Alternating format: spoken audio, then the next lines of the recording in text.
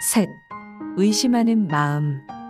오하루님의 안산 수호를 보고 이웃의 시미즈 소스케시에 처인 유키 씨가 저도 출산할 때 원하면 그와 같은 수호를 받을 수 있습니까? 하고 여쭈자 교조님께서는 마찬가지야. 라고 말씀하셨습니다. 추측컨대 유키 씨는 어버이 신님이 어떠한 분인지도 모르고 또 신앙할 마음도 없이 그저 징계한 도움만을 받기 위해 교조님께 여쭌 것이라 생각합니다. 그럼에도 교조님께서 마찬가지야.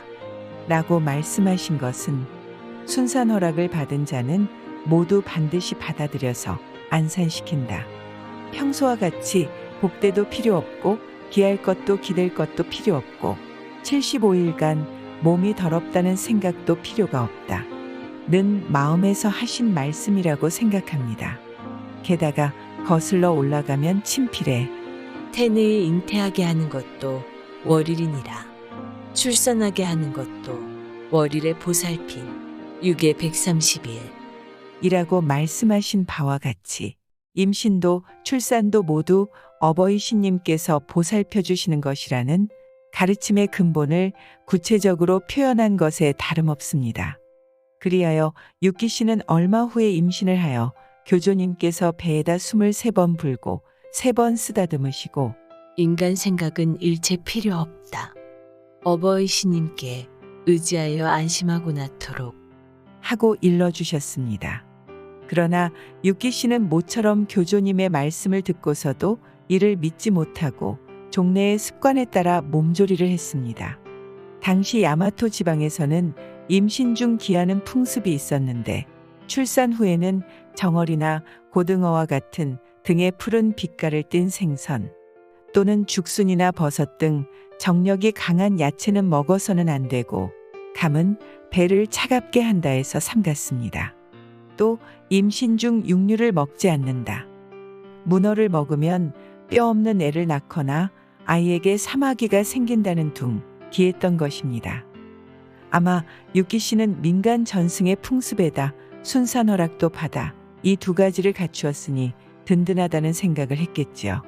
다시 말해서 민간 요법을 믿고 그 차선책으로 신앙을 택했던 것 같습니다.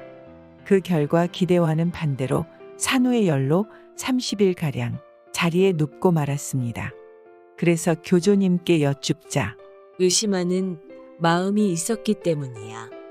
라고 말씀하시므로 유키 씨는 과연 그렇구나. 하고 마음으로 참회하고 이번엔 절대 의심하지 않겠습니다. 하고 굳게 다짐하고 이듬해 임신했을 때는 안산의 수호를 받았습니다. 이 유키 씨의 태도는 흔히 볼 수 있는 태도인 것입니다. 옛날 민간요법은 말하자면 지금의 의학입니다. 그래서 처음 유키 씨는 의학을 중점으로 신앙은 그 보조수단 정도로 생각했을 것입니다. 의학에 신앙을 더해 양쪽에 의지하면 든든하리라고 생각했던 것입니다. 그만큼 신앙을 가볍게 생각했다는 것입니다. 그러나 교조님의 가르침에 의하면 출산은 병이 아닙니다. 병이라면 수리의 걸음으로 의학의 역할도 당연히 필요하겠지만 출산에 관해서는 신앙 한 줄기로 의지한다면 어버이 신님께서 받아주신다고 가르쳐 주신 것이라 생각합니다. 이 유키 씨의 이야기는 도움을 받을 수 있는 모본을 보이신 것이라 생각됩니다. 교조님께서 의심하는 마음이 있었기 때문이야. 라고 하신 것은 결코 유키 씨를 책망하신 것이 아닙니다. 그 증거로 교조님께서 산후의 열로 고생하고 있는 유키 씨의 아기를 맡아서 돌봐주셨고 유키 씨도 진심으로 교조님께 의지하는 마음이 되어 완쾌되었습니다. 그 사람은 신님의 말씀을 의심하고 멋대로 했기 때문에 그렇게 된 거야. 이젠 나도 모르겠다. 는 태도라면 이것은 모본과는 아주 먼 모습이라 하겠습니다. 상대가 순직하게 들어주지 않는 것은 덕이 부족한 것임을 참회하고 더욱 정성을 다함으로써 처음에는 구제받지 못했던 사람이라도 구제받을 수 있는 길이 열리는 것이라 생각해도 될 것입니다. 넷. 복장을 단정히 하여. 1855년에 접어들어서 기후가 고르지 못해 흉작이 계속되었습니다. 그만큼 농촌의 피폐는 컸던 것입니다. 그 무렵 나카야마 집안의 모습은 어떠했을까? 교조 전에는 가족들은 어버이 신님의 의도에 따라 들일에 나갈 때에도 언제나 무명으로 지은 예복을 입고 있었으므로 인근 사람들은 쇼야시키 마을의 예복 양반들이라고 부르고 있었는데, 그 중에도 채소와 나무 행상을 하며 인근 동네를 누비는 휴지의 모습은 특히 사람들의 눈에 띄게 되었고, 동네 사람들은 예복 양반 하면서 가까이 했다. 고 기록되어 있습니다. 그럼 어떤 예복이었을까? 이대 진주님의 히토코토 하나시에서 작년에 철분이 들어있는 우물의 바닥을 파서 모자가 염색을 했다고 하는 빌로지색의 예복. 이라고 기술되어 있습니다. 즉, 직접 염색을 한 짙은 흑색의 예복으로 이것을 만드는데 교조님께서도 직접 함께 하셨던 점으로 보아 그 옷을 입고 다녔던 것도 당연히 교조님의 의도에서였다고 보여집니다. 가족들, 특히 슈지 선생이 예복을 상용하신 것은 잘 보이기 위해서나 채통을 지키기 위해서가 아니라 어떤 일을 하고 있더라도 그것은 단순히 생활을 위한 수단이 아니라 신님의 일을 하고 있다는 마음 자세를 형태로 나타낸 것이 아닌가 합니다. 이렇게 생각하면 이것은 천리교를 신앙하는 사람들의 복장에 대한 하나의 모본이라고도 생각할 수 있을 것입니다. 이 길이 지나온 길을 살펴보면 옛날 사람의 복장은 단정했던 것 같습니다. 가령 목수나 미장 일을 하는 작업복 차림으로 한창 일하고 있는 곳에 사람들이 찾아와 신님의 말씀을 들려달라고 하면 곧 예복으로 갈아입고 말씀을 전했다고 합니다. 이렇게 함으로써 신님의 리를 가벼이 하지 않는다는 것을 나타내고 있었던 것입니다.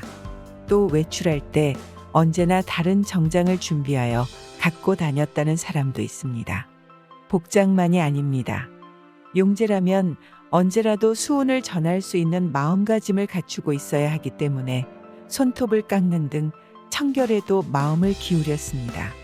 아이마치 분교의 초대회장 세키네 토요마츠 선생은 매일 아침 근행 전에 손을 30분이나 씻었다고 하는데 그 이유도 자연히 알게 되는 것 같습니다.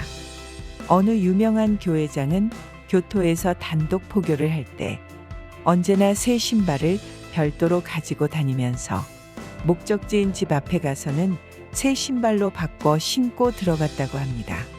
주머니에는 한 푼도 없지만 신님의 일을 하고 있다는 의기양양함을 엿볼 수 있는 동시에 헌 신발을 남의 현관에 벗어두면 불쾌감을 줄 것이고 또 그것이 신님의 리를 가볍게 여기게 될 것이라는 면밀한 배려에서 나온 행동인 것입니다.